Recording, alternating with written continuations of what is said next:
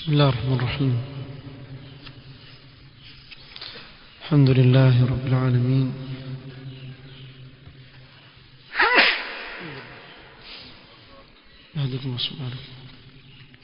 بسم الله الرحمن الرحيم. الحمد لله رب العالمين، والصلاة والسلام على رسوله الأمين محمد وآله وصحبه أجمعين، أما بعد. leo ikiwa ni tarehe 12 min shahri Allah al-Muharram mwaka 1443 katika darasa ya kitabu usul sunna للإمام أبي بكر الحميدي رحمه الله تعالى بشرح فضيلة الشيخ عبد العزيز بن عبد الله الراجحي حفظه الله تعالى. tulianza katika kikao kilichopita قول المصنف رحمه الله قال: والترحم على أصحاب محمد صلى الله عليه وسلم كلهم، فإن الله عز وجل قال: والذين جاءوا من بعدهم يقولون ربنا اغفر لنا ولإخواننا الذين سبقونا بالإيمان، إلى قوله: فمن لم يقل هذا لهم فليس ممن جعل له الفيء.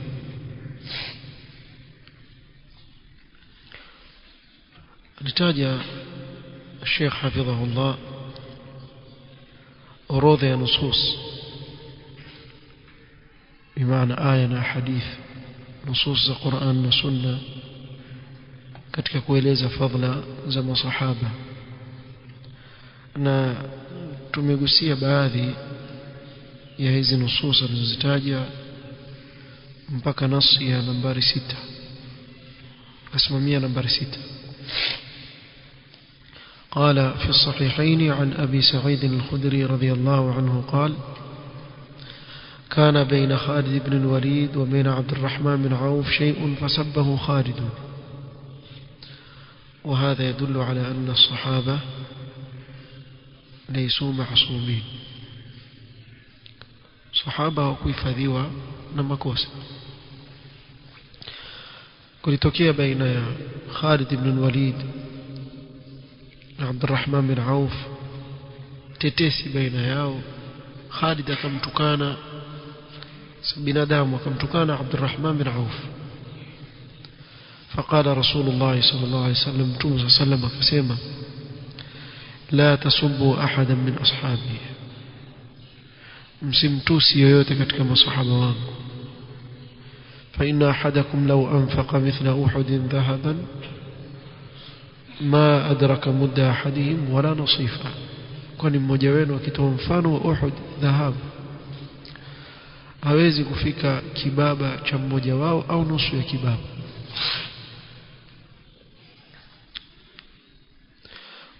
Na hapa katika hii hadithi kuna faida nzuri sana tunayoipata. في هذا الحديث التفاضل بين الصحابة أنفسهم. faida tunayoipata hapa ni kwamba masahaba baina yao wametofautiana katika manzila, katika cheo, katika ubora. Bimaana kuna wengine wana cheo kikubwa zaidi kuliko wengine. فهذا خطاب قاله النبي صلى الله عليه وسلم لخالد بن الوليد رضي الله عنه عندما حصل بينه وبين عبد الرحمن بن عوف رضي الله عنه بعض الشيء. يتكتفهم kwa maneno haya Mtume sallallahu alayhi wasallam amwelekezea Khalid ibn al-Walid radhiyallahu anhu kulipotokea tetesi au jambo baina yake yeye na Abdurrahman bin Auf, kidogo tu waliteta katika jambo dogo. Wa Abdurrahman bin Auf min as-sabiqin al-awwalin, na sote tufahamu kwa Abdurrahman bin Auf ni katika wale waliotangulia mwanzo kumwamini Mtume sallallahu alayhi wasallam. Wa Khalid ibn al-Walid radhiyallahu anhu mimman aslamu ba'da dhalika. Khalid ibn al-Walid alisilimu baada ya sulhu al-Hudaybiyah, maana alichelewa kusilimu. والسابقون الأولون أصح ما قيل فيهم هو السابقون الأولون يكنا ناني قول صحيح زيدي ونوفيوني كتكوهيليزا سما أنهم هم الذين آمنوا قبل صلح الحديبية نوالي وليوميني قبل صلح الحديبية فمن أسلم بعده فليس منهم هو الإسلام بعد ياو سكتك ولي السابقون الأولون وليومانزل تنقليه وقيل السابقون الأولون هم الذين صلوا إلى القبلتين مع رسول الله صلى الله عليه وسلم ونوفيون wengine wasema kuwa السابقون الأولون wale waliotangulia wa mwanzo ni wale walioswali qibla mbili bimaana waliwahi kuswali kuelekea Baitul Maqdis kisha wakaelekea Al-Kaaba. وسمى الله صلح الحديبية فتحا لما يترتب عليه من المصالح. na Allah subhanahu wa ta'ala ameita sulhu al-Hudaybiyah kuwa ni fath, inna fatahna laka fathan mubina. mpaka Umar akauliza awa fathun hu, ana naam ni fathu.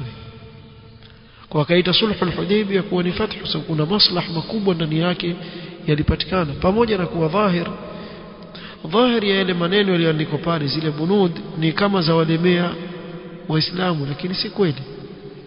Mtume sallam alikubali kwa sababu aliona maslaha makubwa ndani yake.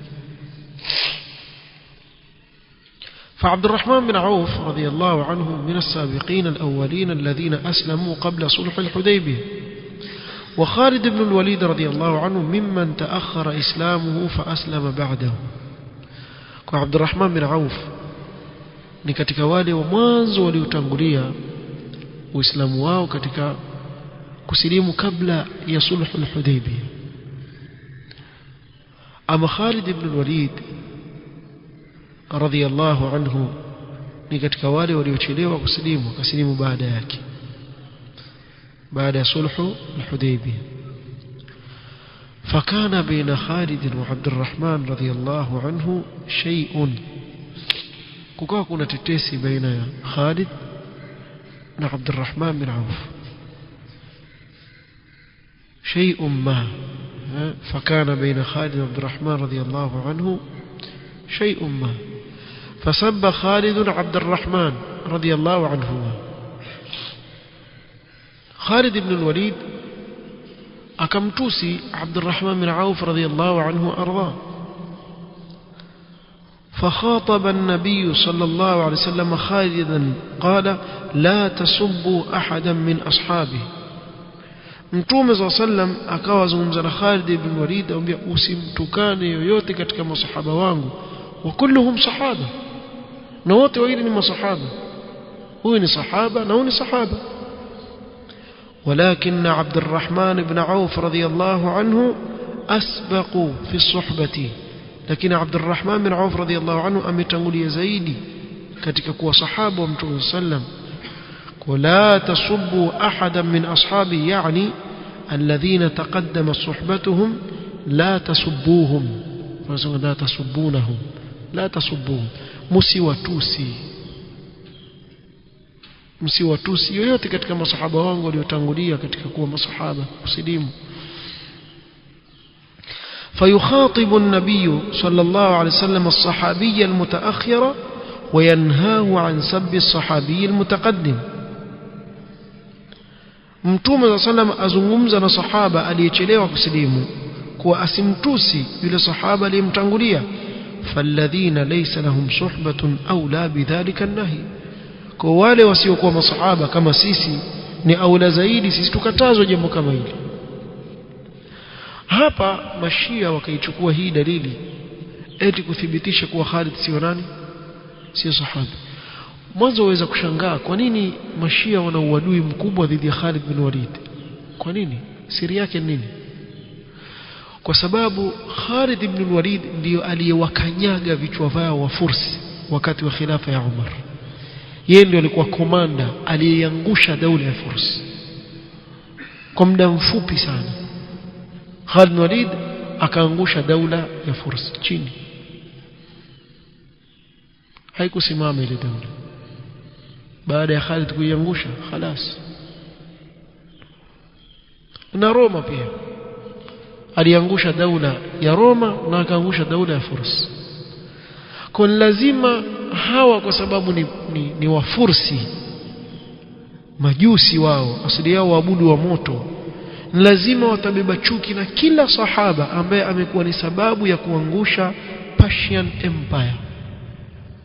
Na katika wakubwa walioangusha Persian Empire ni khilafa ya Umar, akiwa komanda ni Khalid ibn Walid radhiyallahu anhu arda, akiwa bavuni wake na Al-Qa'qa' radhiyallahu anhu arda. Kijana huyo kutoka Yemen alikuwa pamoja na Khalid ibn Walid, ambaye ilikuwa sauti yake katika vita bi alfi faris, ni kama wapiganaji 1000 juu ya farasi, mtu mmoja. Al-Qa'qa' at-Tamimi radhiyallahu anhu arda, hao wakaungana katika jeshi akiwa pamoja na Khalid ibn Walid na masahaba wengine. Komanda ni Khalid ibn Walid, wakaangusha daula ya Furs. Sasa wakambebea chuki mbaya sana kwa kufunika kwa sisi tuwatetea Ahlul Bayt. Ahlul Bayt ya musunini Khalid ibn Walid, yani wafanya nini? Hakuna chochote. Basi tu na Umar Khattab wafanya nini mpaka wafanyia sira zote zile? Ni kwa sababu yeye ndio katika khilafa yake ameangusha daula yao, na haitosimama tena. Idha saqata Kisra fala Kisra ba'dahu. Msijisumbue wa Fursi, mnabidii sana, mtakushika Iraq, mshike Yemen, mshike Lebanon, mshike wapi, kisha mwanzishe tena daula ya Furs. Mtume sallallahu alayhi wasallam ashasema idha saqata Kisra fala Kisra ba'dahu, asimami tena, haitosimama tena. Wajisumbua tu, kutatokea asbab Allah tajalia na kukadiria zitakuwa, wallahu almusta'an. Kwa hivyo Khalid wasema wao hapa, Mtume sallam amwambia Khalid la tasubbu ahadan min ashabi, kumaanisha yeye si nani? Si sahaba. Umeelewa? Na ukiona ni hivyo, sio imfanana na hivyo. Aya, na mara nyingi nawapa huu mfano, ushikeni vizuri. Kwa mfano, mzazi ana watoto wengi kama 5, 6 mpaka 10 zaidi. Yule mkubwa akampiga mdogo wake, sikiliza vizuri, mkubwa akampiga mdogo wake. Yule baba akasema usinipigie mwanangu wewe. Itamaanisha wale watoto wote waliobakia wale ni watoto wa nje ya ndoa, wale sio watoto wake. Ningetumia neno kali zaidi, lakini natumia hivi kufunika. Itamaanisha yule aliyempiga si mtoto wake. Si wewe pia useme hivyo, usinipigie mwanangu mimi, kwa sababu ya kumuonea huruma, si ndio? Na hapo kwa sababu kuonesha nini? Fadhila yake yule, ndio akasema maneno haya. Haimaanishi kuwa hawa si masahaba. Na mashia wao washangaza sana, eti waichukua hii hadithi katika Bukhari na Muslim kuwa ni hoja yao. Kuna hadithi ngapi sahihi zinazopinga itikadi zenu chafu ambazo mwazikataa katika Bukhari na Muslim?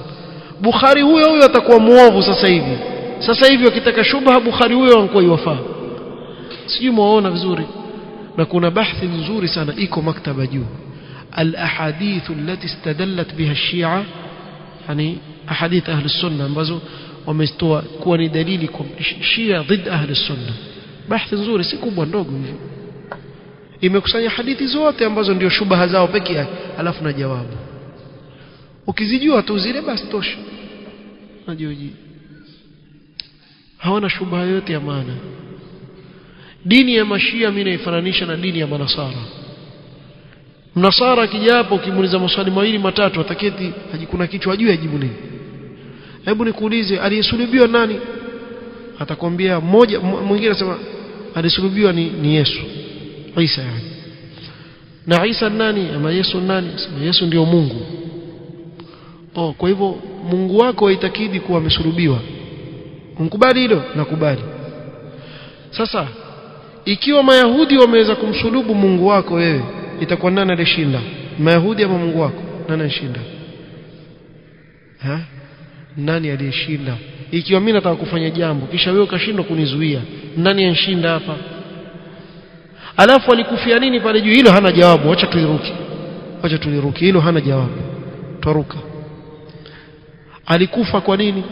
Alikufa kwa ajili ya dhambi zetu na dhambi za wale waliomuua pia nkufa kwa ajili wale waliomuua dhambi zao pia nkufa nazo. Alafu zile siku 3 alikufa, nani alikuwa akipeleka ulimwengu?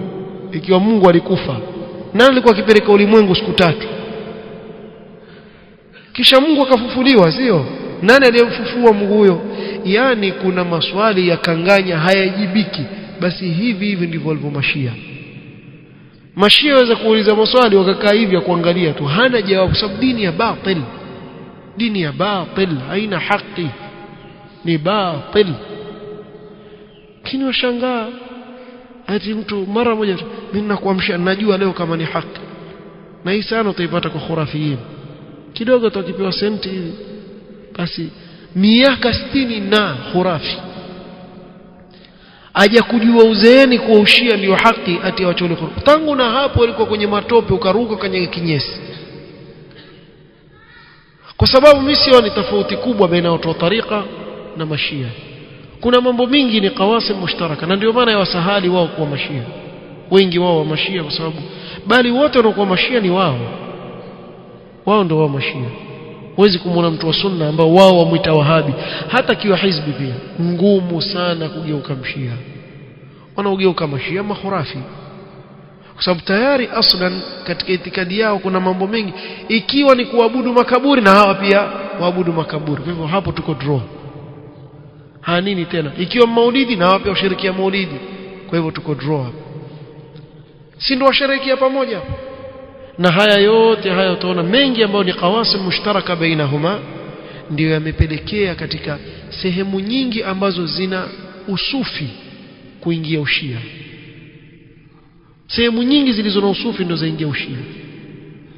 Ndio ujue kuwa usufi ni kama daraja tu la kukupeleka wewe kwenye ushia. Na wengi katika awam masakini hawajui ile shari ambayo iko mbele yao. Na aslan ni duatu su ambao wadhihirishia kwa watu kuwa hawa watu wako sawa na sisi, hatuna tofauti. Kwa nini bwana? Si waswali kama tunavyoswali? Hebu nyamaza wewe. Mshia swali kama msunni? Mshia swali kama msunni? Yoswali swala 5 kama msunni? Swala yake ifanana na msunni? Hatuswali sawa sawa sisi na wao kabisa. Hatuweki kijiwe sisi mahali pa kusujudu tukasujudu juu yake, wala hatutoi salamu kwa kupiga makofi bwana. Piga makofi hivi kama washirikina. Sisi tu salamu tofauti. Na swala zetu zinaenda kwa wakati wake. Hao wakusanya swala kila siku kama wasafiri. Alafu jamaa pia kwao si muhimu. Wanapo waswali jamaa Mashia msikiti Eid sijui mpaka Eid sijui siku gani mpaka Muharram ndio wakutane. Wengi waswali jamaa. Na wanaswali jamaa basi tu yabidi yani mashi hal kwa sababu mujtamaa wenda hivyo na sisi tuendeni hivyo ili tuvutie watu. Kini swala zao za vituko. Haya hija, iangalia hija na shirki wanazofanya. Utawasikia manil awwalu ali. Haji hiyo watu sema labbaik Allahumma labbaik. Manil akhiru ali. ماني الظاهر علي هو الأول والآخر والظاهر والباطن الله wasema nani Ali. Hawa hatukukubaliana mpaka katika tauhid. Moja kutuambia tuko ndugu zetu kutoka wapi? Hatuko sawa na wao, la katika hija, la katika zaka, la katika somo, la katika chochote. Wao katika somo yenyewe hufunga mpaka wakaona nyota kama nani? Kama Mayahudi alivyosema Mtume sallam, Mayahudi wafuturu nyota zinapoonekana. Wao wafanye hivyo. Sasa kipi ambacho tuko sawa? Mazungumza nini? Kitu gani tuko sawa na Mashia? Swala tuko sawa, zaka tuko sawa, somo tuko sawa, hija tuko sawa. Na mengi hatuko sawa kabisa, bali wao wenyewe hawakubali kama tuko sawa. Hawakubali kuwa na sisi sawa kabisa. Na yule asiyewajua akae chini asome, usipige kelele. Kuna wengine manake kama siku moja Sheikh Abu Hashim mtoa khutba akazungumza kuhusu kufriyat za Shia Rafidha, akaja yule bwana, mimi bwana nasema Mashia ni ndugu zetu, Waislamu wako sawa kabisa. Unajua mimi nasoma pia, mimi nimebeba shahada ya magister sio kama doktora wapi Nigeria jamaa tartibuni poleni shahada kutoka Nigeria labda usoma kwa mashia tunaweza kujuaje ungetuambia usoma mahali pa maana kidogo tungekuelewa hii shida hizi shahada hizi za danganya watu wakajiona kuwa wamefika na haya maradhi sasa hivi yako hapa wallahi waweza kumwona mtu akishapata kishahada chake kibeba kwa pane atafuta kazi akienda mahali apewa kazi kulingana na wewe shahada yako unaibeba sio hasa hizi kulliyat ambazo zimefunguliwa kullia kadha kadha utaona mtu yapewa kazi kulingana na shahada mzuka huyo hana kitu kichwani hana lolote mbali na ile shahada alibeba lakini atapewa kazi asomeshe sababu yuko pale kwa ajili ya riziki yake tu murtaziq atafuta riziki yake basi afanye lakini waulize wale wanafunzi wanaohudhuria pale na ujielewa atakwambia kuna mtihani hapa mtihani mkubwa sana lakini ni mwalimu sababu ana shahada bwana mkubwa sema bwana mimi sioni kama mashia wana kufuru yoyote hasa ni wewe huoni ushasoma ikiwa wewe wajisifu kuwa mimi nimesoma na magister sijui na PhD na nini kutoka Nigeria sijui kutoka wapi wengine kutoka huku kutoka kule nenda kokote utakoacha kule nenda Saudia ambapo kuna wanaovioni wakubwa na kuna jamiati za maana kabisa nenda kisha urudi hapo tuambie mashia ndugu zetu tutakuona wewe umekwenda kula mandi na kama utoka Madina umekwenda kuangalia tende tu hizi ni ajwa hizi ni hambar hizi ni majbur nini basi hukuelewa kitu sababu hujakaa chini ukawasoma ukawajua ni watu aina gani kwa yoyote ambaye unaona kwa hawa ndugu zake basi ndugu zake yeye kwa utaona wakitumia shubuhat kama hizi shubha mtu atumia katika kulazimisha kuwa huyu si sahaba qala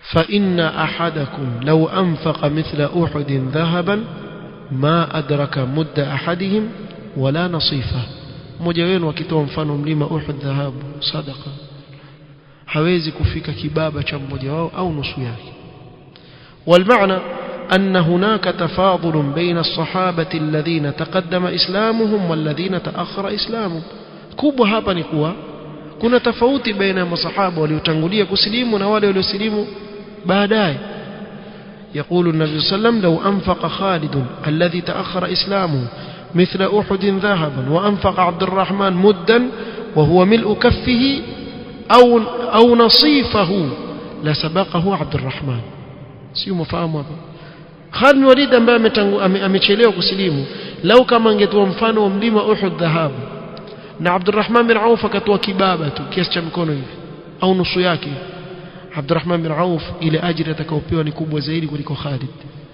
فهذا التفاضل بين الصحابة أنفسهم فكيف التفاضل بين الصحابة والتابعين هي نتفاوت بين الصحابة بين ياو vipi baina masahaba na tabi'in qala shaykh al-islam ibn taymiyyah rahimahullah ولهذا يقول من يقول من السلف غبار دخل في أنف معاوية مع رسول الله صلى الله عليه وسلم أفضل من عمل عمر بن عبد العزيز kuna mtu alikuwa atakumfadhilisha Umar bin Abdul Aziz juu ya Muawiya akamwambia vumbi lililoingia katika pua ya Muawiya wakati akiwa na Mtume sallam ni bora kuliko amali yote Umar bin Abdul Aziz wacha Muawiya vumbi ndani ya pua yake ni bora kuliko amali zake zote alizofanya hawezi kumfikia Muawiya hata kidogo hawezi sio sahaba na wewe hapa leo ukajitokeza ukaanza kumtukana Muawiya yani hao jamaa watakana wapigwe na champali zile za chooni zile za kichwa yani kuonyesha vile mtu adharauliwa chukuliwe champali ile ya chooni kisha pigwe nao ya kichwa huku limejaa ile maji ya choo yale kisha pigwe nao ya kichwa tuwe kama viraka hivi pigwe kisawa sawa champali za kichwa jazma ndio wanaostahili yani watu duni thamani wazungumza watukufu kama wale sallallahu alaihi wasallam. Haulai sahaba ya jamaa, sahaba ni khat ahmar. Mtu asikaribie sahaba na wewe unkaa baridi, la la la la, illa sahaba. Usikaribie masahaba Mtume sallallahu, sababu wale ndio walitubebea sisi dini ya Allah wakatufikishia. Uwezi wewe kuwatukana tu ukaketiwe hivi ukaangaliwa, endelea tu. Kuna ndugu zetu, ndugu zako huyo leo kama atatukaniwa baba yake tu hapo hakutakitika tena. Pengine labda kweli babake mlevi, akambe babako mlevi, we atarusha kichwa, miguu, mikono, nini, babangu mlevi. Jambo gani anaweza tokea mzee, si kweli, lakini namwambia kweli, mimi nilikuwa rafiki yangu, lakini mimi niliishi katubia, babako kutubia, ndio vita. Huyo mzee pia atabua vita. Kumbe babako muhimu, lakini sahaba si muhimu. Sahaba muhimu zaidi. فالصحابه لا عدل لهم, hakuna mfano wa masahaba, hakuna anayekuwa sawa na wao. والاحاديث في فضل الصحابه كثيره, hadithi nyingi zimekuja katika fadhila ya masahaba. ولهذا أقر أهل السنة والجماعة أنه يجب محبة الصحابة. أهل السنة كيكوازك ونواجب كوبند مصحاب, والترضي عنهم والترحم عليهم, نكوتك كوم بيراضك الله نكوم برحمة. واعتقاد أنهم أفضل الناس بعد الأنبياء, نكويتكيدك ومصحابا ليوبورا وواتك بعد متوم. والسكوت عما شجر بينهم من خلاف ونزاع, نكويمازا كويanyamazia yaliyojiri baina ya masahaba. Upati faida wewe ukizungumza yaliyojiri baina ya masahaba ukaanza kuhukumu, wewe nani? Upati faida yote. Watu washaondoka, washafutilka ummatun qad khalat laha ma kasabat wa lakum ma kasabtum wala tusaluna amma kanu ya'malun. Hutaulizwa wewe masahaba mfanya nini, hadha ma yakhussaka aslan. Wewe una amali yako, utaulizwa siku ya kiyama, jishughulikie wewe. Useme sahaba huyu kwa hivyo alikosea, kwa hivyo huyu hivi, huyu ya akhi ايش خصك يا اخي, دخل بين الصحابه, wewe nani? wachana nao masahaba, usiingilie yaliyojiri baina yao. ويقولون ان هذه الاثار المرويه في مساويهم, hizi athari zilizopokelewa katika mambo mabaya ya masahaba au yaliyojiri baina, huyu akasema hivi maneno mabaya, minha ma huwa kadhib, na nyingi zako ni uongo. Wa minha ma qad zida fihi wa nuqisa wa ghayira an wajhi, na kuna yale ambayo yamezidishwa au yamepunguzwa au yakageuzwa kutoka katika sura yake. Leo jambo linaweza kutokea, watu wako hai, kisa kikenda mpaka ukija ukisikia kisa sivyo kabisa, mpaka ukajikishika kichwa, kunani tena? Ali alipigana Muhammad, akaja Ahmed akaamua. Ali ampigana Muhammad, akaja Ahmed akaamua. Sawa bwana, kisa kimetokea hiki. Yule aje kusema kule, yule Ahmed bwana alikuwa yompiga Ali kweli kweli, kumbe Ali apigana Muhammad, Ahmed ameamua pale. Aambia yule Ahmed ndio alikuwa akipigana Ali, tena amempiga kweli kweli makofi. Kisha ikienda mbele, wajua nini bwana, yule Muhammad yule alikuwa yomfuata bibi yake Ahmad yule, ndio wakateta kweli, wakapigana pale. Hapo huyo shareta kingine. Kisha yaja sasa, wana kuna kijana mmoja aitwa Juma, atajwa mtu ayumo hapo, na mwingine aitwa Khalid, walipigana hapo. Kisha akaja mwingine aitwa nani, mwingine yule mwingine aitwa nani vile, akabandikwa jina Faisal, ndio akaamua. Yani mwisho ukija ukisikia kile kisa, hata si tena wale watu walofanya lile jambo wengine. Kwani mara ngapi tusikia uongo tu, kila mtu atakaweke jambo ambalo ataonekana yeye amezungumza zaidi hivyo, kila mtu ongeza yake. Sasa hii watu wako hai, ukienda ukiuliza la nani nakwambia hivyo, tu kisa chenyewe kilitokea ni hivi na hivi, basi hata wakupigana ushikana mashati kwa ajili ya soda, basi kuisha kaisha, tukawaamua ikaisha. Kisha mimi nikamnulia kila mmoja soda yake. Kumbe ilikuwa hivyo. Sasa ilifikaje mpaka watu wa mtaa wa pili wakatajwa pale? Ndio hivyo inavyokuwa, binadamu wako hivyo. Kwa mengi yamezidishwa, yamepunguzwa, yakaletwa katika sura kama ambaye ni waovu. Wasahihu minhum hum fihi ma'dhurun, na kile kilichothubutu ukweli basi wana udhuru, imma mujtahiduna musibun wa imma mujtahiduna mukhti'una lahum ajr. Imma watakuwa wamepatia, wamejitahidi wakapatia, sawa. wamekosea wana ajiri ya kujitahidi sababu wote ni mujtahidun كما ذكر ذلك الشيخ الإسلام ابن تيمية رحمه الله تعالى في العقيدة الواسطية قال أهل السنة نفزون زم صحابة كيش أننا كسكيزي وengine ونيجاوب والله المستعان ولا نعتقد أن الصحابة الكرام رضي الله عنهم معصومون إن شاء الله تعالى كن زيابه ويكون يليزا كتك درس يتكوكوج إن شاء الله سبحانك اللهم وبحمدك أشهد أن لا إله إلا أنت استغفرك وأتوب إليك وبارك الله فيك